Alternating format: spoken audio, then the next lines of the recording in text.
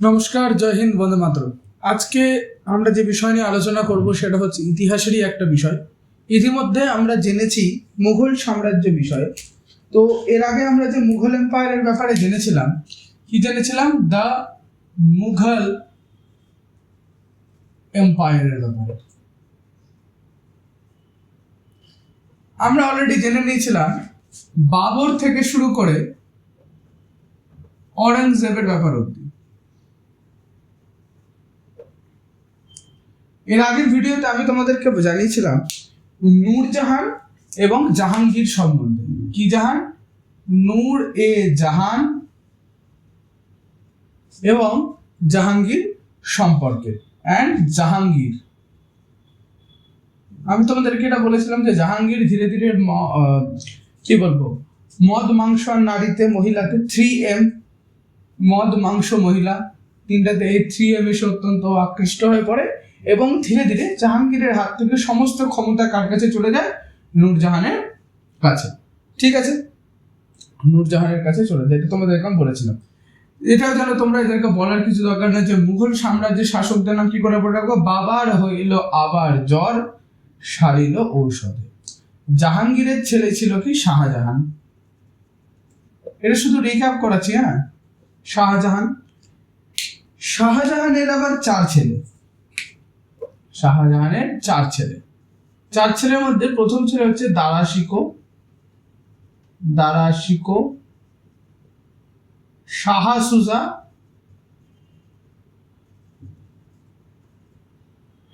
3 নম্বরে কে মুরাদ, 4 নম্বরে হচ্ছে অরঙ্গজেব।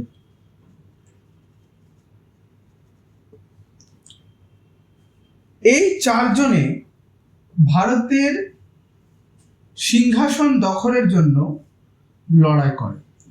হঠাৎ আমাদেরকে গল্পটা একটু বলি। হঠাৎ দিল্লি সাম্রাজ্যে এমন একটা খবর উঠে দিল্লিতে যে মুঘল সম্রাট শাহজাহান গত হয়েছেন। মুঘল সম্রাট শাহজাহান কি হয়েছেন? গত হয়েছেন। এটা ধরে নাও দিল্লি। এবং শাহজাহানের 4 ছেলে প্লাস 3 মেয়ে, 3 daughters। তো Shahjahan had 4 sons and 3 daughters। তো এতটুকু তোমরা জানো। এইখানে দিল্লিতে কে থাকতো? শাহজাহান। এবার শাহজাহানের 4 ছেলের মধ্যে শাহজাহানের সবচেয়ে বড় ছেলে হচ্ছে দারাশিকো ছিল অত্যন্ত ভালো মানের, উন্নত মানের একজন শাসক। তিনি ছিলেন অত্যন্ত সহিষ্ণু একজন ব্যক্তি। কিন্তু whereas on the other hand, দারাশিকোর একদম অপোজিট, একদম বিপরীত কে ছিল? ঔরঙ্গজেব। দারাশিকো যেমন কোনোদিনও ধর্ম নিয়ে কিছু বলেননি, ঔরঙ্গজেব সবসময় ধর্ম নিয়ে পড়ে থাকতো। দারাশিকো সকল ধর্মের প্রতি সহিষ্ণু ছিলেন, কিন্তু ঔরঙ্গজেব সেরকম ছিলেন না। অর্থাৎ দারাশিকোর যা হেভেন লাইক কোয়ালিটিস ছিল, ঔরঙ্গজেবের সেরকম হেল লাইক কোয়ালিটিস ছিল। সো শাহজাহান ভালোভাবেই জানতো যে আমি যে এখন রাজা হয়ে আছি, আমার উপর এই ক্রাউনটা যদি আমি কাউকে দিই, দ্যাট উইল অনলি বি দারাশিকো। অর্থাৎ দারাশিকোকে তিনি কি চেয়েছিলেন? যে তাজটা আছে না, এই তাজটা পরাতে চেয়েছিলেন দারাশিকোকে। তো এটা মূলত ছিল শাহজাহানের মূল উদ্দেশ্য। এটা এবার দেখো, ম্যাপটা লক্ষ্য করো। ম্যাপের মধ্যে আমরা তো জানি এটা একটা ভারতের ড্রাফট ম্যাপ। এখানে কে রয়েছে? শাহজাহান। এবার এর আশেপাশের অঞ্চল, অর্থাৎ এই জায়গাটাতে দিল্লির আশেপাশে অঞ্চলে শাহজাহান কাকে নিয়োগ করে? দারাশিকোকে। আচ্ছা, একটু বলে দিই। শাহজাহান যখন জীবিত ছিলেন, তিনি যে গোটা ভারতবর্ষে মুঘল সাম্রাজ্যের যে দবদবা সেটা খুব বজিয়ে রাখার জন্য তার এই 4 ছেলেকে বিভিন্ন জায়গায় পাঠায়। যেমন উপর দিকে ছিল কে? দারাশিকো। বেঙ্গল সাইডে ছিল আমাদের শাহ সুজা, নিচের দিকটা ছিল ঔরঙ্গজেব, আর মাঝের দিকটায় চেয়েছিল মুরাদ। তো আমি একটু এখানে লিখে দিই, দারাশিকো, এটাকে শাহ সুজা, এখানে কে ছিল? এই জায়গাটাতে ধরে নাও মুরাদ, আর এখানে কে? ঔরঙ্গজেব। অর্থাৎ ঔরঙ্গজেবকে দাক্ষিণাত্যে দেওয়া হয়। দাক্ষিণাত্য মানে বর্তমানে ডেকান, দাক্ষিণাত্য, কিংবা ইংরেজিতে আমরা বলি ডেকান, DECCAN, ডেকান। এতটুকু বোঝা গেল তো? এবার কি হয়, হঠাৎ মুঘল সাম্রাজ্যে একটা গুজব ঘটে যে দিল্লিতে সিংহাসনে আসীন থাকা সম্রাট শাহজাহান গত হয়েছেন। এবং এই গত হবার কারণে এই যখন গুজবটা রটে, এই গুজবটাকে পরিপূর্ণতা দেওয়ার জন্য কি হয়, এই 4 ভাইয়ের মধ্যে লড়াই শুরু হয়। এর মধ্যে থেকে সবার প্রথমে যিনি ছিলেন ঔরঙ্গজেব। ঔরঙ্গজেব চেয়েছিল যে বাবা মারা যাওয়ার সাথে সাথে যদি দিল্লির সিংহাসনে কেউ বসে, that will be only me, আমি। অর্থাৎ ঔরঙ্গজেব এখান থেকে একদম ছুটে যান দিল্লির দিকে, যে না আমি হব সেই সম্রাট, যে আমি কি করবো, একদম মেরে গর্দা উড়িয়ে দেবো ঔরঙ্গজেব। এদিক থেকে শাহ সুজাও চলে আসে যে না আমিও ওখানে দখল করবো, দারাশিকো তো কাছেই আছে আর মুরা তো কাছেই আছে।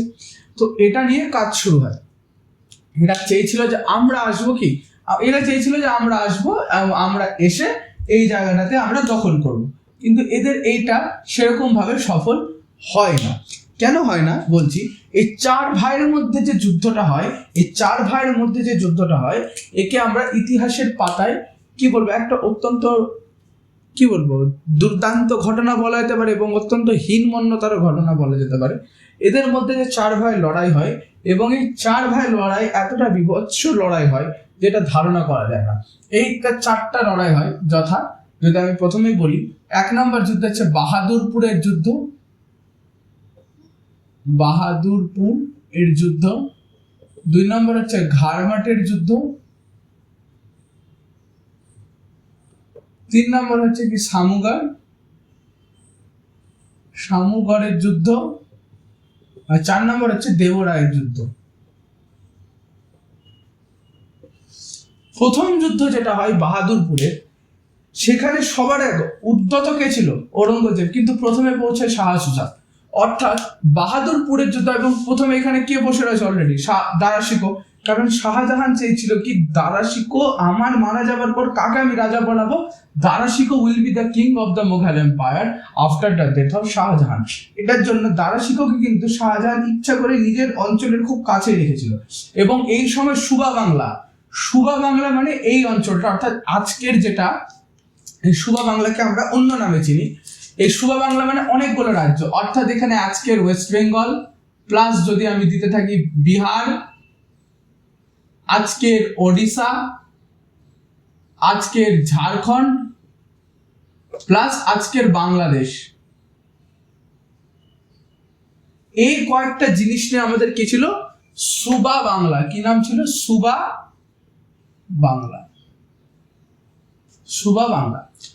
প্রথমে কে চলে আসে, আমাদের এই শাহ সুজা, আর এই সময় ছিল দারাশিকো। এই সময় দারাশিকো হয়তো কোনো কারণে অ্যাভেলেবেল ছিলেন না, এই জন্য দারাশিকোর একটা ছেলে ছিল যার নাম ছিল সুলেমান। দারাশিকোর ছেলের নাম কি ছিল, সুলেমান। অর্থাৎ যখন এই শাহ সুজা দিল্লির দিকে অগ্রসর হন, সেই সময় দারাশিকোর হয়ে যুদ্ধকে করেছে দারাশিকোর ছেলে সুলেমান। এই যুদ্ধে জিতে যান এবং এই শাহ সুজাকে পুনরায় বেঙ্গলের দিকে প্রস্থান করতে হয়, অর্থাৎ দিল্লি জিতা শাহ সুজার আর হয়ে উঠে না। তো যদি বলে বাহাদুরপুরের যুদ্ধ কার মধ্যে হয়েছিল, দারাশিকো এবং শাহ সুজার মধ্যে। কিন্তু for some reasons Darashiko was not available at that moment. That's why instead of Darashiko, in the place of Darashiko, Suleiman had fought the battle and he had won the battle of Bahadurpur. এতটুকু তোমাদের বোঝা হয়ে গেল। তাহলে যদি আমাকে জিজ্ঞেস করে বাহাদুরপুরের যুদ্ধ কার মধ্যে হয়, দারাশিকো এবং কার মধ্যে, শাহ সুজার মধ্যে, এই 2 ভাইয়ের মধ্যে যুদ্ধ হয়। এই যে 1 আর 2 এর মধ্যে যুদ্ধ হয়, কিন্তু যেহেতু দারাশিকো ছিল না, কিন্তু আরেকটা জিনিস তোমাদেরকে বুঝতে হবে, দারাশিকো না থাকলেও দারাশিকোর হয়ে লড়াই করেছে, অর্থাৎ রাজা হয়ে যদি কেউ লড়াই করে। অর্থাৎ তোমাদেরকে আমি একটা ঘটনা বলি, 1576 সাল হলদিঘাটের যুদ্ধ কি সম্রাট আকবর নিজে গেছিল যুদ্ধ করতে? একদমই না। হলদিঘাটের যুদ্ধ তোমাদের যদি জানা থাকে, হলদিঘাটের যুদ্ধের সম্রাট আকবর কোনোদিনও নিজে সশরীরে উপস্থিত থেকে মহারানা প্রতাপের সম্মুখীন হয়নি। আকবর ছিল অত্যন্ত বেটে একজন মানুষ, ছোট কথার মহারানা প্রতাপ এই মানে কি বলবো সুবিশাল চেহারা। আকবর নিজের রাজপুত নীতি ফলো করে মান সিংকে পাঠায় যে তুমি যাও এবং এই মহারানা প্রতাপকে পরাজিত করো। কিন্তু কি হয় আমরা সবাই জানি, গল্পে কি রয়েছে আমরা জানি যে মহারানা প্রতাপের সেই 12 কিলো 25 কিলোর তরবাল নিয়ে এক ঝাটকাতে কি করে, যে এই মান সিং এবং তার ঘোড়াকে দুফালি করে দেয়। একটা আপেলকে যেমন দুফালি করা হয়, মহারানা প্রতাপ এদেরকে দুফালি করে দেয়। তুমি ভাবতে পারছো তাহলে? কিন্তু দেখো অলরেডি আমরা কি জানি, হলদিঘাটের যুদ্ধ কাদের মধ্যে, যদি আমাকে জিজ্ঞেস করে হলদিঘাটের যুদ্ধ কাদের মধ্যে হয়, তো আমাদেরকে কি বলতে হবে যে হলদিঘাটের যুদ্ধ কাদের মধ্যে হয়? আমাদেরকে কিন্তু লিখতে হবে যে আকবর এন্ড রানা প্রতাপ। কে জিতেছিল? জিতেছিল আকবর। কিন্তু আকবর কি কোনোদিনও সশরীরে গেছিল? না, আকবর কোনোদিনও সশরীরে যায়নি। আকবর কোনোদিনও সশরীরে গিয়ে হলদিঘাটের যুদ্ধ লড়াই করেনি, because Akbar was afraid of Maharana Pratap. যতই কিছু করা হোক, যতই ইতিহাস পাল্টে যাক, the truth will remain the same. এতটুকু মাথায় রাখতে হবে। আকবরের হয়ে কে লড়েছিল? আকবরের হয়ে কে লড়তে গেছিল? মান সিং। শেষ মুমেন্টে কি হয়, ওই হলদিঘাটের যে যুদ্ধটার যে ময়দানটা রয়েছে, ক্ষেত্র সীমানা, ওখানে হঠাৎ গুজব রটেছে যে সম্রাট আকবর আসছেন। এখানে সেনার বল দ্বিগুণ হয়ে যায়, মনের বল, গায়ের শক্তির বল না, মনের বল দ্বিগুণ হয়ে যায়। কি সম্রাট আসছেন আমাদেরকে দেখতে, আমরা মাটিতে পড়ে আছি, সম্রাটের জন্য আমাদেরকে লড়তে হবে। আকবরের সেনা যে একদম ধূলিসাৎ খেয়ে মাটিতে, মানে কি বলবো, একদম অবস্থা খারাপ হয়ে দাঁড়িয়েছিল, উঠতে পারে না, ওখানে একদম পড়ে আছে মাটিতে, যাচ্ছে তাই অবস্থা খারাপ, বিরাট মার মেরেছে। এই সময় আকবরের সেনাতে একদম হাল ছেড়ে দিয়েছে। কিন্তু হঠাৎ গুজব রটিয়ে দেয় যে আকবর আসছেন, এবং আকবরকে দেখানোর জন্য যে না আকবর আসছেন আর আমরা মাটিতে পড়ে আছি, কোনোদিনও না। ওটার জন্য আকবরকে কেবল স্যাটিসফাই করার জন্য কি হয়েছিল, আকবরের সেনা এমন মার মানে মহারানা প্রতাপের সেনাকে, যে মহারানা প্রতাপের সেনা শেষ মোমেন্টে হেরে যায়, জিতে গিয়েও হেরে যায়। আকবর কি আদৌ এসেছিল হলদিঘাটের যুদ্ধে? কোনোদিনও না, আকবর আসেনি। কিন্তু নাম কার হয়েছে? Akbar, because he was the king at that movement. Power যার কাছে, নাম তার কাছেই। যুদ্ধ কোনোদিনও রাজায় রাজায় হয় না, যুদ্ধ হয় সেনায় সেনায়। বলে না, রাজায় রাজায় যুদ্ধ হয়, উলু ঘাগড়ার প্রাণ যায়। উলু ঘাগড়াকে, উলু ঘাগড়ায় সব সেনারা, ঠিক আছে? রাজায় রাজায় যুদ্ধ হলো, কার প্রাণ গেল? উলু ঘাগড়ারা। আজকে দেখো না কত ব্যাটেল হচ্ছে বর্তমানকালে। এই যে রানা প্রতাপ এবং আকবরের যেটা, এই সেম অ্যাজ দ্যাট এখানেও আমার লাগু হচ্ছে যে দারা শিকো ছিল না, কিন্তু কি একটা টপ নচ লিডার কে ছিল? দারা শিকো। ওই জন্য সুলেমান গিয়েও, সুলেমান যদি জিতেও থাকে, নামটা কার চলে আসলো? তার বাবা দারা শিকো। অর্থাৎ যদি আমাকে জিজ্ঞেস করে যে বাহাদুরপুরের যুদ্ধ কাদের মধ্যে হয়, তাহলে নো ডাউট আমি বলবো কি, দারা শিকো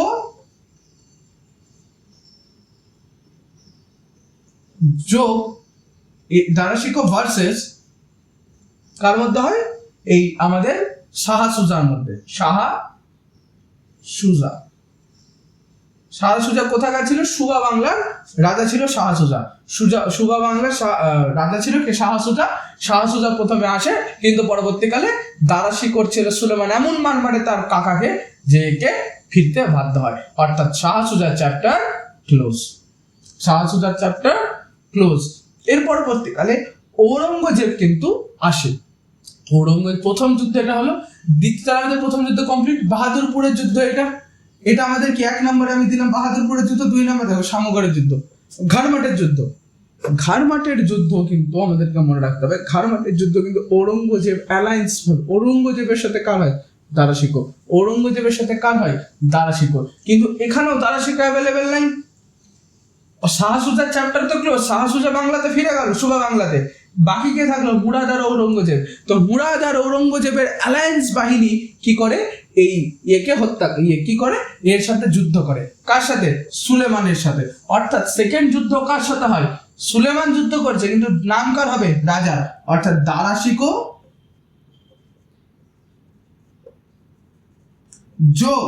বারবার আমি যোগ কেন দিচ্ছি?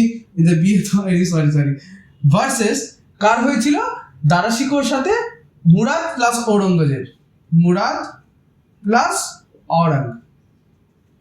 এতটুকু বোঝা গেল? তো মুরাদ এবং ঔরঙ্গজেবের সাথে কার যুদ্ধ হয়েছিল? অ্যালায়েন্স বাহিনীর সাথে দারা শিকো সুলেমান। এই সময় কি করে? ঔরঙ্গজেব ক্রূরতার সমস্ত কিছু লঙ্ঘন করে দেয়, এবং ঔরঙ্গজেব কি করে? তার নিজের নিজের ভাস্তাকে মেরে ফেলে। সুলেমান মারা যায়, এবং সুলেমানের মাথা একটা থালাতে সাজিয়ে দারা শিকোর কাছে পাঠানো হয়। দারা শিকো এটা দেখে মানে একদম রক্ত, তার মানে কি বলবো, খুন খল উঠা দারা শিকো কা। এবং দারা শিকো এর পরবর্তীকালে ঔরঙ্গজেবের সাথে যুদ্ধ অবতীর্ণ হন। এবং এই সময় মুরাদ অটোমেটিক জানতে পেরে যায় যে জানতে পেরে যে ঔরঙ্গজেব এত ক্রূর, আমার ছোট ভাই এত ক্রূর, নিজের ভাস্তার গলা কেটে সে দিয়ে দিতে পারে, এর তো সাথে তো অবস্থা খারাপ। এবং মুরাদ ধীরে ধীরে সাইড হতে শুরু করে। এই সময় মুরাদ কি হতে পারে, ধীরে ধীরে সাইড হতে শুরু করে। এবং ঔরঙ্গজেব বুঝতে পারে যে মুরাদ আমার এখন আমার মানে কি বলবো সাথে সাথে চলছে না, আলাদা হওয়ার চেষ্টা করছে, এটা ঔরঙ্গজেব বুঝতে পারে, কিন্তু এই সময় কোনো স্টেপ নেয় না। তো দারা শিকোর সাথে এই যুদ্ধটাও কার হলো, সুলেমানের সাথে ঔরঙ্গজেব। এই সময় কে জিতে গেল, ঔরঙ্গজেব জিতে গেল। এই সময় তো সুলেমান মারা গেল, কিন্তু দারা শিকো তো বেঁচে আছে। তো 3 নম্বর যুদ্ধ যেটা হলো সামুগড়ের যুদ্ধ। সামুগড়ের যুদ্ধ হলো দারা শিকো ভার্সেস ঔরঙ্গজেব। এই যুদ্ধে কি হয়, দারা শিকোর সাথে ঔরঙ্গজেবের যুদ্ধ হয় এবং এই যুদ্ধে কিন্তু ঔরঙ্গজেব জিতে যায়, কিন্তু তার দাদাকে কোনো রকম ক্ষতি সে করে না। দাদাকে বলে যা তোর প্রাণ আমি ভিক্ষা দিলাম, দরকার নাই তোর প্রাণের আমার। কিন্তু এখানেও তো দারা শিকোরও তো একটা রয়েছে যে ছোট ভাই আমাকে এরকম ভাবে বললো, ইগো হার্ট। এর সাথে আবার একটা যুদ্ধ হয়, কারণ এইটা লাস্টটা যুদ্ধ হয় দেবরায়, যেখানে ক্রূরতার সমস্ত কিছু লঙ্ঘন করে দেওয়া হয়। একটা হয় এই ঘাড়মাট, 2 আর 4, এই 2 যুদ্ধটা আমাদের কাছে ইম্পর্টেন্ট। প্রথমটা সবটাই ইম্পর্টেন্ট, কিন্তু আমাদেরকে মনে রাখতে হবে 4 নম্বরটা আর 2 নম্বরটা। এখানে কার যুদ্ধ হয়, সেম দুজন থাকে, অর্থাৎ দারা শিকো ভার্সেস ঔরঙ্গজেব। দারা শিকো ভার্সেস ঔরঙ্গজেব। এই সময় ঔরঙ্গজেব জিতে যায় এবং ঔরঙ্গজেব যখন জিতে যায় সে সমস্ত ক্রূরতার একদম লঙ্ঘন করে ফেলে। পুনরায় যেমনটা হয়েছিল সুলেমানের সাথে, আচ্ছা সুলেমানকে কিন্তু একদিনে মারা হয়নি, হ্যাঁ সুলেমানকে তারপে মারা হয়েছিল। সুলেমানকে আফিম দেওয়া জল তাকে খাদিয়ে থেকে স্লো পয়জন করা হতো এবং ধীরে ধীরে মেরে ফেলা হয়। শেষে যখন এক্সিকিউট করা হয়, আমি সেরকম ওয়ার্ড ইউটিউবে বলতে পারবো না, তোমরা বুঝতে পারছো, সেরকম যখন এক্সিকিউট করা হয় গলাটা কেটে থালাতে সাজিয়ে দারা শিকোকে দেওয়া হয়। সেম অ্যাজ দ্যাট, যখন ঔরঙ্গজেব আর দারা শিকোর মধ্যে শেষ যুদ্ধ হয় দেবরায়, ঔরঙ্গজেব দারা শিকোর মুন্ডু কেটে একটা থালাতে সাজিয়ে পাঠাই দেয় কাকে, তার বাবাকে, আব্বুজানকে, কি নাম, শাহজাহান। শাহজাহান যখন দেখে যে ঔরঙ্গজেব ছেলে তার জন্য গিফট পাঠিয়েছে, বাবা গিফট গিফট গিফট গিফট, যখন গিফটটা খুলে দেখলো অবস্থা খারাপ, দারা শিকোর কাটা মুন্ডু সেখানে রাখা রয়েছে। অর্থাৎ এই সময় ঔরঙ্গজেব নিজের দাদাকে হত্যা করে। ঔরঙ্গজেব কি করে, নিজের দাদাকে হত্যা করে ফেলে। এবং ঔরঙ্গজেব এই সময় দিল্লির সিংহাসনে, যে সিংহাসনটা পাওয়ার কথা ছিল কার, দারা শিকো, সে দারা শিকো তার রইল কে একমাত্র ঔরঙ্গজেব। কারণ শাহ সুজা অলরেডি হেরে চলে গেছে, শাহ সুজা নাই, মুরাদ আর ঔরঙ্গজেব একসাথে গেছে এবং জানে যে ঔরঙ্গজেব, মুরাদ তো আগেই দেখে নিয়েছে যে না ঔরঙ্গজেব এতটা ক্রূর হতে পারে আমাদের ধারণার বাইরে, এবং ঔরঙ্গজেব সেটা বুঝতে পারে। ওই জন্য ঔরঙ্গজেব কি করে, নিজের মুরাদকেও রাস্তা থেকে সরিয়ে ফেলে। আর শাহ সুজা যখন দেখে যে এতটা ক্রূর হয়ে গেছে ঔরঙ্গজেব, তখন শাহ সুজা বাংলা ছেড়ে পালাতে চায় এবং মায়ানমারের দিকে আরাকান জলদস্যুরা রয়েছে। কি রয়েছে, আরাকান জলদস্যু। এই আরাকান আরাকান জলদস্যু, এবং এই আরাকান জলদস্যুদের হাতে কি হয়, এই শাহ সুজা ধরা পড়ে এবং গুপ্তচরদের হাতে মুরাদকেও যেমন মেরে ফেলানো হয়, শাহ সুজাকেও মেরে ফেলানো হয়। নিজের হাতে হত্যা করে দারা শিকোকে এবং বাকি দুজনকে ছলে বলে কলে কৌশলে মেরে ফেলা হয়। তো বাকি থাকলো কি একজনই, ঔরঙ্গজেব। এবং ঔরঙ্গজেব নিজের পরিবারের লাশের উপর দাঁড়িয়ে মাথার উপর তাজটা পড়ে। এইটা হচ্ছে মুঘল সাম্রাজ্যের সেই ভয়ানক একটা ঘটনা, যেটা ইতিহাসের পাতায় অনেকেই হয়তো জানে না। আই এম ড্যাম শিওর তোমরা হয়তো কি বলবো স্কুলে টুলে এগুলো পড়োনি, এগুলো স্কুলে আমাদের কোনোদিনও পড়ানো হয় না, কিন্তু that's the reality never changes.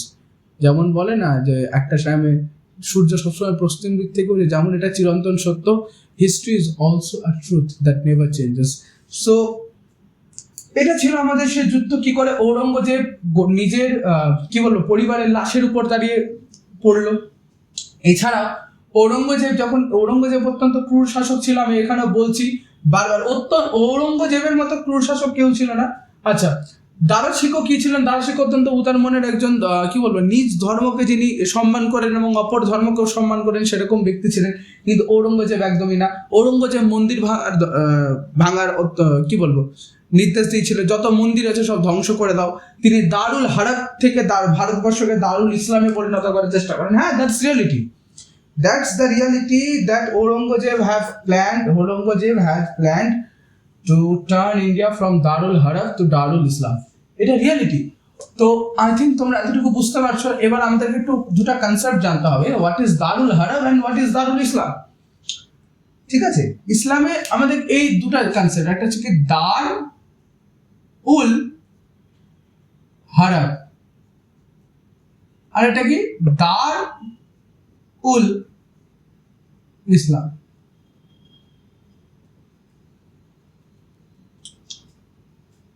দারুল হারাব এবং দারুল ইসলাম কথার অর্থ কি? দারুল হারাব কথার অর্থ হচ্ছে বিধর্মীর দেশ, বিধর্মীর দেশ, এবং দারুল ইসলাম কথার অর্থ হচ্ছে ইসলামিক দেশ, ইসলামিক কান্ট্রি। যদি আমি একটা কথা বলি, ইসলামিক কান্ট্রি। একটা হচ্ছে বিধর্মীর দেশ, একটা ইসলামিক কান্ট্রি। আচ্ছা, বিধর্মী কারা কি মনে হতে পারে? যদি এখানে ইসলামিক কান্ট্রি হয় তাহলে বিধর্মী যারা ইসলামিক না। এটা বোঝা সহজ ব্যাপার যে যারা ইসলামিক মানে অর্থাৎ হিন্দু হতে পারে, খ্রিস্টান হতে পারে, জৈন হতে পারে, বুদ্ধ হতে পারে, ইহুদি হতে পারে, এর সবাইকে বিধর্মী। তো ঔরঙ্গজেব কি চেয়েছিল? ভারতবর্ষকে দারুল হারাব থেকে অর্থাৎ বিধর্মীর দেশ থেকে দারুল ইসলামে পরিণত করতে। ঔরঙ্গজেবের কয়েকটা পয়েন্ট আউট করি। ঔরঙ্গজেব ছিলেন মূলত একজন ধর্মীয় কট্টর শাসক।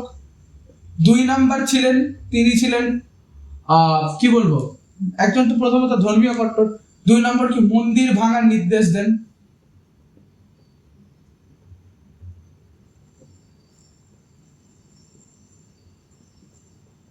3 নম্বর তো দেখলেই তোমরা, দারুল হারাব টু দারুল ইসলাম, এই যে দার দিয়ে লিখে দিলাম, দারুল হারাব থেকে দারুল ইসলাম।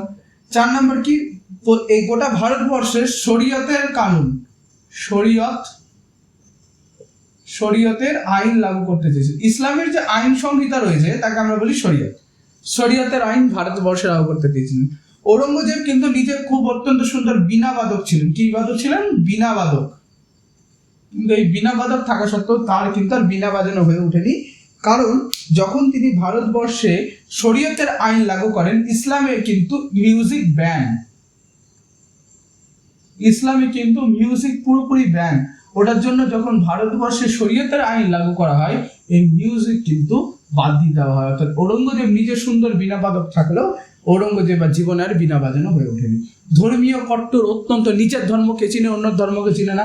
মন্দির ভাঙার নির্দেশ, আমি তোমাকে প্রমাণ দিচ্ছি, মন্দির ভাঙার নির্দেশ। দেখো, সেন্টিমেন্টের ব্যাপার না, পড়াশোনাতে সেন্টিমেন্ট লাগবে না। আমি আগেই বলছি, তোমরা যে ধর্মেরই হয়ে থাকো, তোমাদের কাছে তোমাদের নির্দিষ্ট একটা আইডল থাকবে, ঠিক আছে?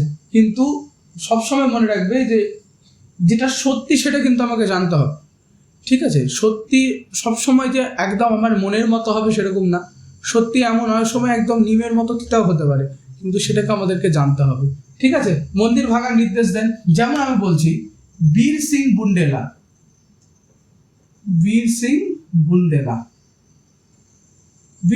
বুন্দেলা একটা মন্দির নির্মাণ করে। ইনি ছিলেন মূলত জাট, ঠিক আছে? জাট যে জাতিটা আছে না, এই জাট জাতির বীর সিং বুন্দেলা একটা মন্দির নির্মাণ করেছিলেন, যার নাম ছিল কি কেন্না কেশব মন্দির।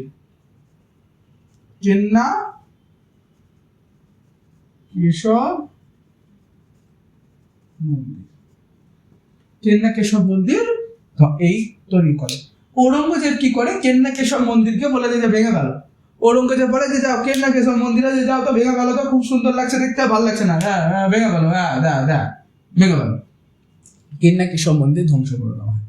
এই সময় জাটদের মধ্যে একটা প্রচন্ড কি বলবো, একটা সেন্টিমেন্টের আঘাত। আজকে কেউ যদি গিয়ে কারো মন্দির ভেঙে দেয়, কেউ যদি কারো গিয়ে মসজিদ ভেঙে দেয়, সেন্টিমেন্টে লাগবে।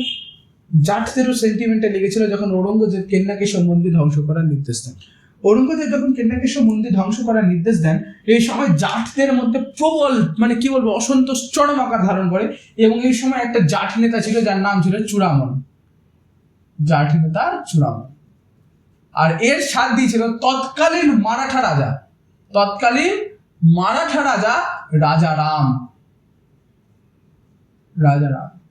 এই দুজনে মিলে কি করে, কেন্নাকেশব মন্দির ধ্বংস যে করে, এটা বলে যে তুমি আমাদের ধর্মীয় সেন্টিমেন্টে আঘাত লাগালা, আমিও তোমাদের ধর্মীয় সেন্টিমেন্টে আঘাত লাগাবো। জাট নেতা চূড়ামন এবং রাজারামের সহযোগিতায় জাটরা কি করে,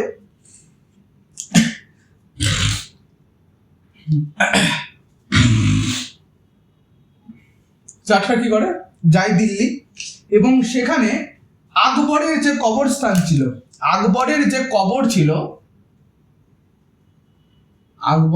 কবর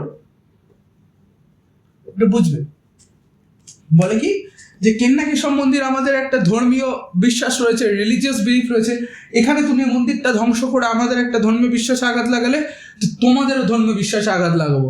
এবার কি করলো, বলে যে কি করবো, তোমাদের সবচেয়ে বেশি এই মুঘল সাম্রাজ্যের নাম কার আছে, সম্রাট আকবর, মহান বলো, সম্রাট আকবর তোমাদের কাছে মহান, দেখো কি করি।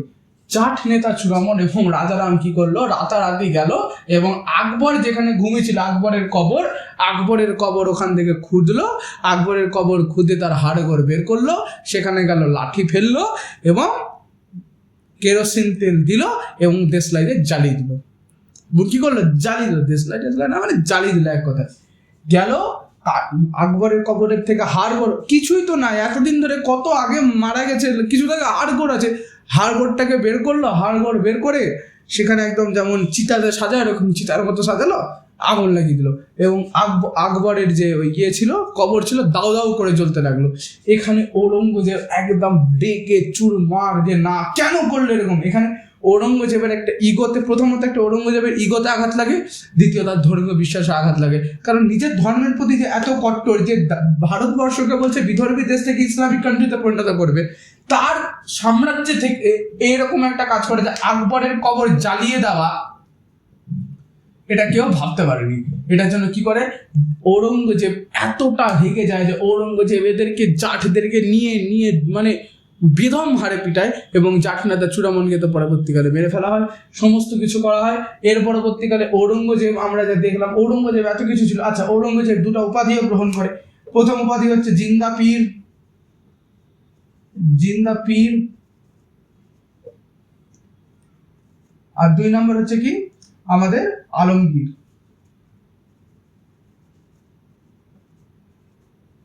পীর আমাদের কাছে, পীর বাবা আমরাও মানি, পীর বাবা আমাদের কাছে কতটা একটা কি বলা যায়, মানে যে কতটা একটা আস্থা কিংবা বলা যায় কত একটা সম্মানের জায়গা, কিন্তু এরকম কাজ করার পর আই ডোন্ট নো জিন্দা পীর কেন বলতো, যাই হোক বলতো, তোমরা পড়ো।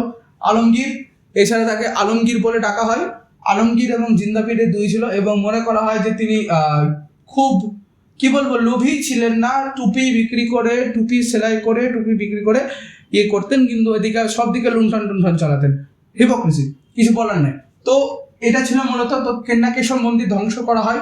এছাড়া অন্যান্য ছোটখাটো অনেক অজস্র মন্দির ধ্বংস করা হয়। যখন আমরা দেখেছি যে 712 সালের পর যখন মোহাম্মদ কাসিম যখন প্রথম ভারতে আসেন, তার পরবর্তীকালে গাজনীর সুলতান মেহমুদ যখন ভারতে এসেছিলেন, তখনও কিন্তু সোমনাথ মন্দিরের উপর আক্রমণ চালানো হয়েছিল। সো এটা নতুন কিছু না, হ্যাঁ, মন্দিরের উপর আক্রমণ বহুত কাল আগে থেকে চলছে, ঠিক আছে। কিন্তু হ্যাঁ, আকবর কেবল একমাত্র মুঘল সম্রাট ছিলেন যিনি এই সমস্ত কিছুতে আকবর সংস্কার করেছে প্রচুর, এবং আকবরের যেহেতু রাজপুত পলিসি ছিল, তুমি এটাকে বলা যেতে পারো as a kind of politics, বা আকবরের বুদ্ধি সেই বাস্তব বুদ্ধি ছিল যে সম্রাট আকবর কিন্তু মন্দির ধ্বংস করেননি, মন্দির নির্মাণ করেছেন। আকবর কিন্তু মন্দির নির্মাণ করেছেন। যোধাবাইয়ের সাথে যখন তার বিবাহ, যোধাবাইকে তিনি কোনোদিনও ফোর্স করেননি যে তুমি হিন্দু তুমি মুসলিম হও, উল্টা যোধাবাইয়ের জন্য তিনি আলাদা একটা কৃষ্ণ মন্দির, মাধব মন্দির তিনি নির্মাণ করে দিয়েছিলেন, ঠিক আছে, যেমন মুসলমানদের জন্য করেছেন, হিন্দুদের জন্য করেছেন। কিন্তু ঔরঙ্গজেব কি করেছেন, কেবলমাত্র এই সমস্ত কিছু, এই যে এগুলো কানুন করেছেন, এই সমস্ত কিছু করা হয়েছে। এর পরবর্তীকালে আমরা দেখতে পাই যে এই ঔরঙ্গজেব কিন্তু 1707 সালে মারা যায়। ঔরঙ্গজেব কি হয়, 1707 সালে ঔরঙ্গজেব মারা যায়। কিন্তু ঔরঙ্গজেবের সময় আরেকজনের ইনভেশন ঘটে, এটা হচ্ছে the Maratha empire, the Maratha empire বা মারাঠা সাম্রাজ্য। মারাঠা সাম্রাজ্যের ব্যাপারে আমি হালকা বলেছি, আমি আরেকবার বলে দিচ্ছি। ঠিক আছে, শাহাজি ভোসলে এবং জিজাবাই এর কোল থেকে একজন ভারতের অমূল্য রত্ন জন্মগ্রহণ করেন, যার নাম হচ্ছেন ছত্রপতি শিবাজী মহারাজ। ছত্রপতি শিবাজী মহারাজ ছিলেন মারাঠা এম্পায়ারের প্রধান চালিকা শক্তি কিংবা প্রধান স্থাপক। এরপর শিবাজী যখন জন্মগ্রহণ করেন, ঠিক আছে, শিবাজীর দুই বউ ছিল, একটা হচ্ছে সারাবাই, একটা হচ্ছে সৈরাবাই। ঠিক আছে, একটা সারাবাই, একটা সৈরাবাই। শিবাজী মহারাজ ছত্রপতি নামক একটা বলা যেতে পারে উপাধি গ্রহণ করেন। ঠিক আছে, শিবাজী মহারাজের দুজন বউ ছিলেন, একটা নাম হচ্ছে সারাবাই, এটা কি সৈরাবাই।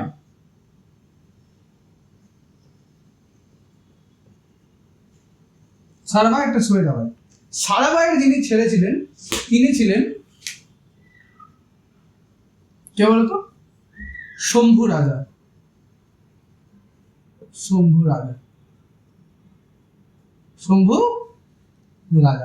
এবং সৈরাবাইয়ের ছেলে ছিল রাজারাম। আচ্ছা, রাজারাম কিন্তু নাম, হ্যাঁ, তো যখন আগে উপাধি লেগে যাবে তো কি হবে? ছত্রপতি রাজারাম। আর এখানে এটা শম্ভু রাজা, নাম হচ্ছে তার সম্ভাজি, কিন্তু আমরা বাঙালিরা কি বলি? শম্ভু রাজা বলে আমাদের কাছে অতি পরিচিত। শম্ভু রাজার নাম তোমরা শুনেছো। এই শম্ভু রাজা তিনি আর কেউ না, শম্ভু রাজা হচ্ছে, এর পুরো নাম হচ্ছে সম্ভাজি মহারাজ। তো ছত্রপতি সম্ভাজি মহারাজ কিংবা ছত্রপতি শম্ভু রাজা, আর ইনি হবেন কে? ছত্রপতি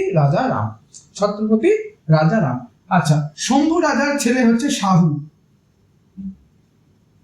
শাহু রাজা। আর রাজারামের পরে সেরকম কোনো সাকসেসার্স আসেনি। তো ছত্রপতি শিবাজী মহারাজের জন্ম হচ্ছে 1627-এ।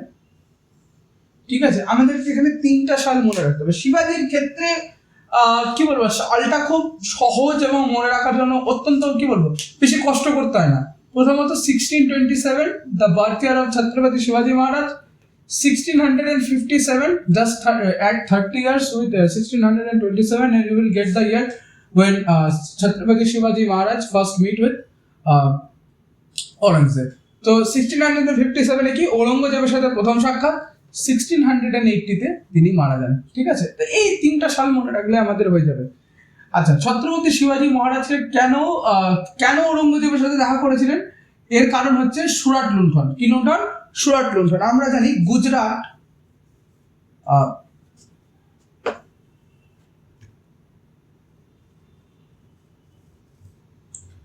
এই জায়গাটা সুরাট, তো সুরাটের এই জায়গাটা যে রয়েছে, এই জায়গাটা কি হচ্ছে? এমন একটা জায়গা যেখানে বাণিজ্য খুব ভালো হয়। যেখানে বাণিজ্য হবে সেখানে কি হবে? টাকা হবে। যদি টাকা হয় শক্তিশালী হবে, আর যার কাছে টাকা সেই শক্তিশালী। তো এই জায়গাটা ছত্রপতি শিবাজী মহারাজের যখন মারাঠা সাম্রাজ্য ধীরে ধীরে উত্থানের মুখে থাকে, তখন মারাঠা এম্পায়ারকে যদি ওর কি লাগে, সেনাবাহিনীকে টাকা দিবে কোথা থেকে? নিজের পকেট থেকে দিতে হবে অবভিয়াসলি, কিন্তু টাকা পাবে কোথায়? আলটিমেট সোর্স কি? এই সময় তো সোর্স নেই সেরকম যে আমি আজকে একটা দুবাই গিয়ে বিজনেস করবো, বিজনেসে যা লাভ হবে তবে নিজের একটা বাহিনী গঠন করবো না। এই সময় তিনি কি করেন? সুরাটের উপর আক্রমণ চালান। ছত্রপতি শিবাজী মহারাজ কি করেন? সুরাটের উপর আক্রমণ চালান এবং সুরাট লুণ্ঠন করেন। এই সুরাট লুণ্ঠনের জন্য তাকে ঔরঙ্গজেবের সামনে নিয়ে চলে আসা হয় এবং ঔরঙ্গজেব তাকে কারাগারে নিক্ষেপ করে। ঔরঙ্গজেব যখন একে কারাগারে নিক্ষেপ করে, তখন শিবাজী মহারাজের সাথে দেখা করতে আসেন তার ছেলে শম্ভু রাজা। এই যে তোমরা ছাবা সিনেমাতে হয়তো এটা দেখেছো, শম্ভু রাজা তার সাথে দেখা করতে আসে। মাত্র 11 থেকে 12 বছর বয়সী এই ছেলেটা এত দাম্ভিকতার সাথে দাঁড়িয়ে ছিল ঔরঙ্গজেবের সামনে যে ধারণার বাইরে। এবং মাত্র 11-12 বয়সের ছেলেটা তার বাবাকে রাতাবেরাত সেই কারাগার থেকে নিজের বিচক্ষণ বুদ্ধি দিয়ে বাইরে বের করে নিয়ে আসে এবং ছত্রপতি শিবাজী মহারাজ এবং শম্ভু রাজা দুজনেই পালিয়ে যায়। এবং দুজনেই কি হয়? এই কারাগার থেকে পালিয়ে যায়। এবং যাতে শিবাজীও ছিল অত্যন্ত বিচক্ষণ বুদ্ধি সম্পন্ন, এর জন্য তিনি চেয়েছিলেন যাতে তার ছেলেটা যাতে সুস্থ সবলভাবে ভালো থাকে, সেটার জন্য ছত্রপতি শিবাজী মহারাজ কি করে? মিছি ওর এই একটা গুজব রটিয়ে দেন এবং এই গুজব রটানোর জন্য একটা কাজ করেন যে কি করেন, শম্ভু রাজার মিছামিছি একটা সাধ্য শান্তি করে দেন যে আমার ছেলে মারা গেছে, আমার ছেলে আর নাই, তো ওটার জন্য ওর সাধ্য শান্তি করলাম। এবং এটা চলে যায় কার কানে, যার কানে পৌঁছাতে চেয়েছিল, ঔরঙ্গজেব। ঔরঙ্গজেব তাহলে এখন শম্ভু রাজার পোস্টিকে ধ্যান চলে গেল, তো শম্ভু তো মারা গেছে, শম্ভুকে নিয়ে আর কি করবো, 12 বছরের ছেলে মারা গেছে, কি হয়েছে, একটা ছোট্ট ইঁদুরের মতো ছেলে, মানে একটা আজকালকার দিনে একটা বাচ্চা ছেলেটাকে এক থাপ্পড় মারলে 22 পাক ঘুরবে, সেরকম একটা ছোট্ট বাচ্চা ছেলেরা যদি মরেও যায় কি যায় আসে, আমাকে কাকে ধরতে হবে, বড় মাছকে ধরতে যাওয়ার জন্য হয়।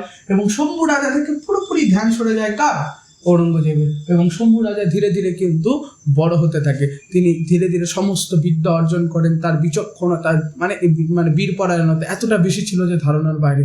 আজকেও দিনে তার মানে কি বলে একটা উদাহরণ দেওয়া হয় আমাদের কাছে, তিনি একজন উদাহরণস্বরূপ খুব সম্মানীয় ব্যক্তি। এবং পরবর্তীকালে কি হয়, 1627 আমি বলেই দিলাম, এই শম্ভু রাজা কি করে, এবার শিবাজিতে এখানে লুণ্ঠন করা হয়, শিবাজি তো আবার চলে যান। এবং শিবাজি কিন্তু গেরিলা যুদ্ধে খুব বেশি পারদর্শী ছিলেন। কি ছিলেন, গেরিলা ওয়ার না কিন্তু, হ্যাঁ গেরিলা যুদ্ধ। গেরিলা যুদ্ধ কি, গেরিলা যুদ্ধ হচ্ছে লুকিয়ে থেকে যুদ্ধ করার কৌশল। ছাবা মুভিতে তোমরা দেখেছো যখন ঔরঙ্গজেবের সেনা বন জঙ্গলের মধ্যে দিয়ে যাচ্ছে, তারা লুকিয়ে লুকিয়ে আক্রমণ করছে, এই ধরনের আক্রমণকে আমরা বলি গেরিলা ওয়ার। অর্থাৎ কোনো কি বলবো তৈয়ারি ছাড়াই যদি তোমাকে তারা মারতে শুরু করে, আক্রমণ করে, লুকিয়ে লুকিয়ে মারা, একে বলে আমরা বলি গেরিলা ওয়ার বা গেরিলা যুদ্ধ। এই গেরিলা যুদ্ধে কিন্তু শিবাজি মহারাজ খুব পারদর্শী ছিলেন। এবং যেহেতু মারাঠা ওই মহারাষ্ট্রের ওই অঞ্চলটা কি বলবো যে পাহাড় জঙ্গলে ভর্তি, সেটার জন্য ওর এই শিবাজিকে একবার যখন ছাড়া পেয়ে গেছিল, শিবাজিকে এরা আর কোনোদিনও ধরতে পারেনি। ছত্রপতি শিবাজি মহারাজ একবার যখন চোখ থেকে দুলাজে বের হয়ে গেছিলেন, তারপর আগে আর কেউ ধরতে পারেনি। এবং এই জন্য এখানে শিবাজি মহারাজকে একটা পার্টিকুলার নামে ডাকা হয়েছিল মুঘল সাম্রাজ্যে, পার্বত্য মুশিক। কি বলা হয়, পার্বত্য মুশিক। মুশিক মানে ইঁদুর, আর শিবাজি মহারাজকে বলা হয় পার্বত্য মুশিক বা পর্বতের মুশিক বা পর্বতের ইঁদুর, পাহাড়ি ইঁদুর মানে কি, যে কোনো গর্তে ঢুকতে ধরে গেল। ঔরঙ্গজেবের সেনারা ভাবতো যে শিবাজি এমন যে কোনো গর্তে ঢুকে যাচ্ছে, ওটার জন্য শিবাজি মহারাজকে কি বলা হতো, পার্বত্য মুশিক। কি বলা হতো, পার্বত্য মুশিক। শিবাজি মহারাজ কোন যুদ্ধে পারদর্শী ছিলেন, গেরিলা যুদ্ধে তিনি পারদর্শী ছিলেন এবং তাকে পার্বত্য মুশিক বলে অভিহিত করা হয়। পার্বত্য মুশিক বলে অভিহিত করা। ছত্রপতি শিবাজি মহারাজের বিরাট সম্মান, মহারাষ্ট্রে গেলে স্বয়ং দেবতার সাথে তুলনা করে পূজা হয়, মানে দেবতা পরে পূজা হবে, কিন্তু ছত্রপতি শিবাজি মহারাজের মূর্তি যদি আগে ছত্রপতি শিবাজি মহারাজকে আরতি করা হবে। দুর্দান্ত ব্যক্তি, বিচক্ষণ ব্যক্তি, ধারণা এনাকে কি বলবো, এই 10 মিনিটের ভিডিওতে বলে শেষ করা যায় না, ঠিক আছে, এটা না বহুত কিছু জানতে হয়। কিন্তু অত বললে তো অনেক ভিডিওটা লম্বা হয়ে যাবে, আমি এর জন্য বেশি কিছু বলছি না। মেন জায়গাগুলো আমি তোমাদেরকে বলছি। শম্ভু রাজা যখন শিবাজি মহারাজ 1680-তে মারা যান, 1680-তে তো তিনি মারা যান, কিন্তু এর পরবর্তীকালে 27 ইয়ার্স পর, নেক্সট 27 ইয়ার্স ঔরঙ্গজেব কিন্তু বলেনি। ঔরঙ্গজেবের মারা যায় 1707, 1707 সালে ঔরঙ্গজেব মারা যায়। 1707 সালে কি হয়, ঔরঙ্গজেব মারা যায়। কিন্তু এই 27 ইয়ার্স কি ছত্রপতির পদ ফাঁকা ছিল না। শিবাজি মহারাজ মারা যাওয়ার পর নেক্সট ছত্রপতি হয় শম্ভু রাজা। কে হয়, শম্ভু রাজা। আচ্ছা, সারাবাই কিন্তু আগেই মারা যায়, হ্যাঁ, সারাবাই আর থাকেন না, সৈরাবাই বেঁচে থাকেন। তো সৈরাবাই কে ছিল, শম্ভু রাজার পালিত মাতা বলা যেতে পারে, পালিত মাতা শম্ভু রাজা। কিন্তু নিজের ছেলে ছিল কে, রাজারাম। নিজের ছেলে ছিল রাজারাম, পালিত ছিল কে, শম্ভু রাজা। শম্ভু রাজা রাজা হন এবং ছত্রপতির পদে নতুন এক সূর্যোদয় হয়, যাকে আমরা বলি ছত্রপতি সম্ভাজি মহারাজ। শম্ভু রাজাকেও পরবর্তীকালে আটক করে মেরে ফেলে ঔরঙ্গজেব। আর ঔরঙ্গজেব শুধু একে মারেনি, অর্থাৎ শম্ভু রাজাকে মারেননি শুধু, এছাড়া নবম শিখ গুরু তেগ বাহাদুরকে হত্যা করেন। অর্থাৎ তুমি দেখো, আমি কেন বললাম ধর্মীয় কট্টরতা কোথায় চলে গেছিল। ঔরঙ্গজেব কিন্তু নবম শিখ গুরু, শিখদের 10টা গুরু আছে না, আমার 10টা গুরুর নাম তো সেরকম জানা নাই। আমার একটা অর্জুন দেবের নাম মনে আছে, তেগ বাহাদুরের নাম মনে আছে, গুরু গোবিন্দ সিং আর গুরু নানকজি, এই কয়েকজনের নাম মনে আছে। তো যেগুলো দরকার, ঔরঙ্গজেবকে নবম শিখ গুরু তেগ বাহাদুরকেও কিন্তু হত্যা করেন। কি বলতো? তেগ বাহাদুর, নবম শিখ গুরু তেগ বাহাদুরকে তিনি হত্যা করেন। এর আগে তার বাবা, সরি, ইনার দাদু, ঔরঙ্গজেবের দাদু, কেন নাম বলো, জানা আছে? এর আগের গুরুর নাম, এর আগের গুরুর নাম হচ্ছে গিয়ে সরি, ঔরঙ্গজেবের জাহাঙ্গীর। জাহাঙ্গীর কিন্তু অর্জুন দেবকে হত্যা করেছিল, তিনি একজন শিখ গুরু ছিলেন। অর্থাৎ জাহাঙ্গীর, ঔরঙ্গজেব কাকে হত্যা করেন? তেগ বাহাদুর। তাহলে আমি যদি এখানে লিখি ঔরঙ্গজেব, অরঙ্গ দিয়ে আমি লিখি যদি, এটা হবে তেগ বাহাদুর।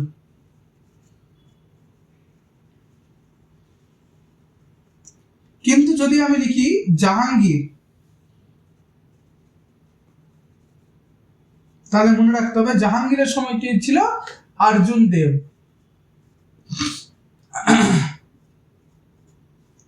দুজনকে হত্যা করেছিল। দুজনে কোন কমিউনিটি থেকে বিলং করতো? শিখ কমিউনিটি, শিখ।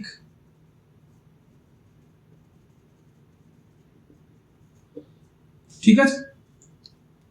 এর পরবর্তীকালে শম্ভু রাজা যখন মারা যান, শম্ভু রাজার পর রাজা হন রাজারাম, কিন্তু শাহু রাজা রাজারামকে হত্যা করেন এবং সিংহাসনে বসেন, এবং শাহু রাজাই ছিলেন শেষ ছত্রপতি। এর পরবর্তীকালে ভারতে ব্রিটিশদের আগমন হয় এবং ব্রিটিশরা ধীরে ধীরে কি করেন? মানুষদের বলে এখানে কোন রূপ ছত্রপতির পদ চলিবে না, অর্থাৎ ছত্রপতির যে পদ ছিল শম্ভু রাজাই সেখানে শেষ।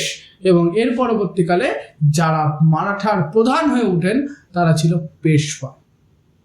প্রথম পেশওয়া বালাজি বিশ্বনাথ, বালাজি বিশ্বনাথ, এরপর বালাজি বাজিরাও, এরপর বাজিরাও 1, বাজিরাও 2, মাধবরাও, মাধব নারায়ণ রাও, নারায়ণ রাও, এরকম ভাবে বহুজন আমরা পাবো। ঠিক আছে। আচ্ছা, আর তোমরা যে দেখেছো বাজিরাও মাস্তানি যে সিনেমাটা, ওটা বাজিরাও 1 এর উপর গঠন করে রয়েছে। বাজিরাও 1 এ তোমরা যেমন দেখেছো মাস্তানি, একদম ঠিক দেখেছো। বাজিরাও দুজন ছেলে ছিল, সরি দুটা বউ ছিল, একটা হচ্ছে কাশিবাই আর একটা ছিল আমাদের এই মাস্তানি। ঠিক আছে, বুন্দেলখণ্ডের মাস্তানি। ওর জন্য মাস্তানি মহলে এখন পর্যন্ত ইতিহাসের পাতায় রয়েছে। মাস্তানি মহল এখন পর্যন্ত আছে, শনিবার ভাড়াও আছে।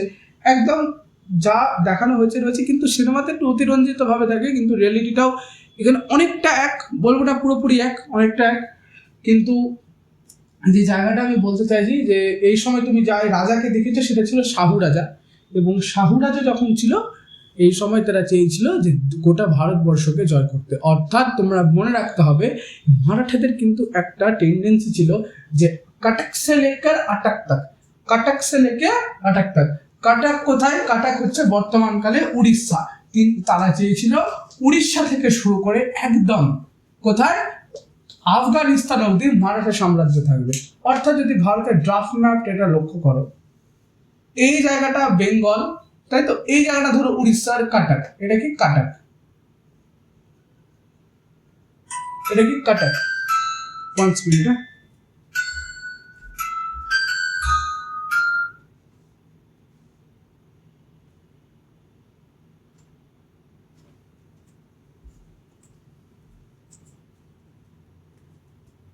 এটা কটক, এবং এই কটক থেকে শুরু করে মারাঠারা তো এই জায়গাটা মহারাষ্ট্র, তাই কি না? এখান থেকে শুরু করে কি বললাম, কটক সে লেকে আটক তক, অর্থাৎ আচ্ছা এই জায়গাটা হায়দ্রাবাদ, হায়দ্রাবাদ, হায়দ্রাবাদের এই জায়গাটাকে যা ছিল যাকে বলা হতো নিজাম। হায়দ্রাবাদের কি হয়? নিজাম। 1740-তে হায়দ্রাবাদ একটা স্বাধীন রাজ্য হয়। এটা একটা আমি বললাম 1740-তে হায়দ্রাবাদ একটা স্বাধীন রাজ্য হয়। হায়দ্রাবাদের যারা শাসক ছিল তারা মূলত মুসলিম শাসক ছিল, এদেরকে বলা হতো নিজাম। তো এখান থেকে শুরু করে ধরে নাও, এখান থেকে গেল গোটাটা, এখান থেকে জয় করে কাশ্মীর জয় করে টোরে পাকিস্তান জয় করে টোরে এই জায়গাটা, এত বড় এলাকাতে কি থাকবে? মারাঠা সাম্রাজ্য, মারাঠা। এরকম তো পতাকাটা নাকি? হ্যাঁ, এটা গোটা কি হবে? মারাঠা সাম্রাজ্য। কিন্তু এই সময় কি কোনো সম্রাট ছিল? এই সময় কিন্তু কোনো সম্রাট ছিল না। এটা চেয়েছিল কাটাক সে লেকে আটাক তক, কিন্তু এটা তো অনেক টাইম লাগবে। এই টাইমটা হতে হতে টাইম চলে আসে 1761। 1761 এই সময় হয় the third battle of Panipat. The third battle of Panipat. Third battle of Panipat কাদের মধ্যে হয়? দ্য মারাঠা এম্পায়ার, এবং এই সময় এখানে দাঁড়িয়ে ছিল আফগানিস্তান, এখানে এত দূর অব্দি চেয়েছিল, তাই তো কাটাক সে লেকে আটাক তক, আটাক অব্দি। তো এই সময় আটাকে যখন এরা আসছিল, আফগানিস্তানের সীমানা ধরো এটা চেয়েছিল করতে, কিন্তু এখনো কিন্তু পারেনি। হ্যাঁ, আমি একটা বল দিচ্ছি, এটা চেয়েছিল করতে কিন্তু পারেনি। তো যদি আমরা এই জায়গাটা যদি আফগানিস্তান হয়, আফগানিস্তান এত দূর অব্দি মারাঠারা এসে দাঁড়িয়ে রয়েছে যে এবার আমরা আফগানিস্তান জয় করব। এই সময় মারাঠা সাম্রাজ্য, অর্থাৎ এখানে তো কোনো রাজা নাই, কারণ আমরা কি বললাম, একটা টাইমের পর কি হয়, ব্রিটিশ আসে এবং ছত্রপতি পদ শেষ করা যায়, অর্থাৎ শাহুর পর কোনো সেরকম ছত্রপতি আসেনি। তো এই সময় মূলত কারা উঠে দাঁড়ায়, তারা ছিল হচ্ছে কি পেশওয়া। কারা ছিল মূলত? পেশওয়া। এবং এই পেশওয়ারাই ছিল কি মারাঠা সাম্রাজ্যের প্রধান। অর্থাৎ এই সময় তো পেশওয়া তো আমরা বলতে পারি না, পেশওয়ার জায়গায় আমরা বললাম মারাঠা এম্পায়ার। কাদের মধ্যে হয়?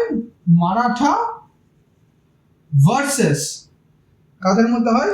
আফগানিস্তান মুসলিম কান্ট্রি। কি নাম হবে? আহমেদ শাহ আবদালি। আহমেদ শাহ আবদালি, একে অন্য নামেও ডাকা হয় আহমেদ শাহ দুররানি।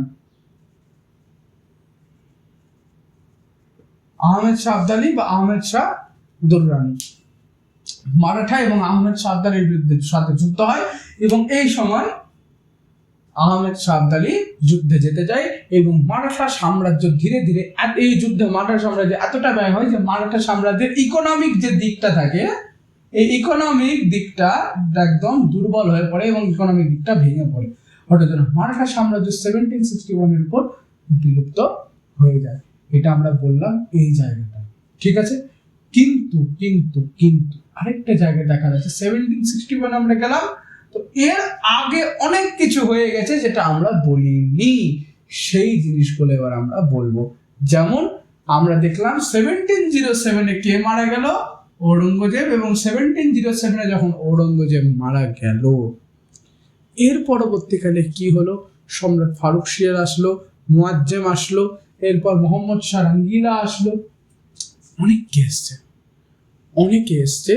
এবং তোমরা জানোই 1739 এর দিকে নাদির শাহ ভারত আক্রমণ করলো, মোহাম্মদ শাহ ছিল। তো ওগুলো তোমাদের হালকা জানা, আমি এতদিন ধরে বলে রেখেছি। এবার আমরা জানবো সেই জায়গাটা, এবং হালকা এটা জানার পর আমরা ঢুকবো আমাদের এই বাংলার ইতিহাসে। অর্থাৎ আমাদের এই বাংলার ইতিহাসটা আমরা জানবো পরের পর্বে, যে পলাশির যুদ্ধ, বক্সারের যুদ্ধ, ব্রিটিশ ইস্ট ইন্ডিয়া কোম্পানি কিভাবে ভারতে আসলো, কিভাবে শাসন ব্যবস্থা দখল করলো, এরপর উদয় হবে কারা, কংগ্রেসের উত্থান, ভারতের স্বাধীনতা, গান্ধীজি আইন অমান্য আন্দোলন, অসহযোগ আন্দোলন, ডান্ডি মার্চ থেকে শুরু করে আহমেদাবাদ মিল মসজিদ থেকে গান্ধীর কৃতিত্ব। আমি তোমাদেরকে সত্যি বলছি, আমি হয়তো তোমাদের ইতিহাস কতটা তোমরা জানো বা কতটা কি তোমরা কি করেছো আমি বলবো না যে তোমরা কি ইতিহাস জানো না, all of you have known ইতিহাস বা নোন হিস্ট্রি ভেরি ওয়েল। কিন্তু এতটুকু আমি বলতে পারি, গান্ধীজিকে নিয়ে তোমাদের যা যা পার্সপেক্টিভ আছে, হয়তো আমি সেটাকে চেঞ্জ করতে হালকা হলেও আমি চেষ্টা করব তোমাদেরকে একটু চেঞ্জ করার।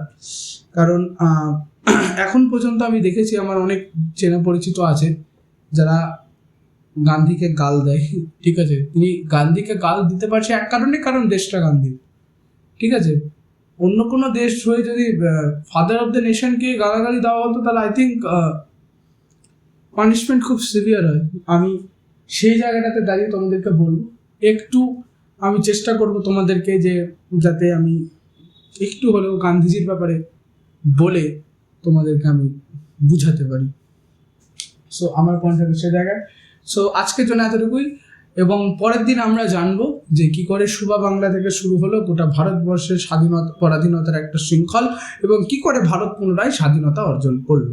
এত বছরের একটা দীর্ঘ পরাধীনতা, বাইরের ইনভেডার্সের থেকে আসলো, এর পরবর্তীকালে আমরা শুধু দেখবো যে কি করে ভারত স্বাধীনতা অর্জন করলো। আর হয়তো 5-6টা ভিডিও লাগবে, এর পরবর্তীকালে আমি তোমাদেরকে জানিয়ে দেবো।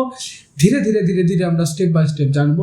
এরপরের দিন আমরা পরের নেক্সট পর্বে আমরা আলোচনা করব যে বাংলার পলাশির যুদ্ধ, নবাব সিরাজউদ্দৌলার উত্থান, বাংলায় বর্গী আক্রমণ, আলীবর্দী খানের ব্যাপারে, আলীনগরের সন্ধির ব্যাপারে, এছাড়া বক্সারের যুদ্ধের ব্যাপারে, মীর কাসিম, মীর জাফর এবং সুজাউদ্দৌলা অযোধ্যার নবাব সম্বন্ধে আমরা সব কিছুর পরের বিষয়ে আমরা আলোচনা করব। ততক্ষণের জন্য ধন্যবাদ।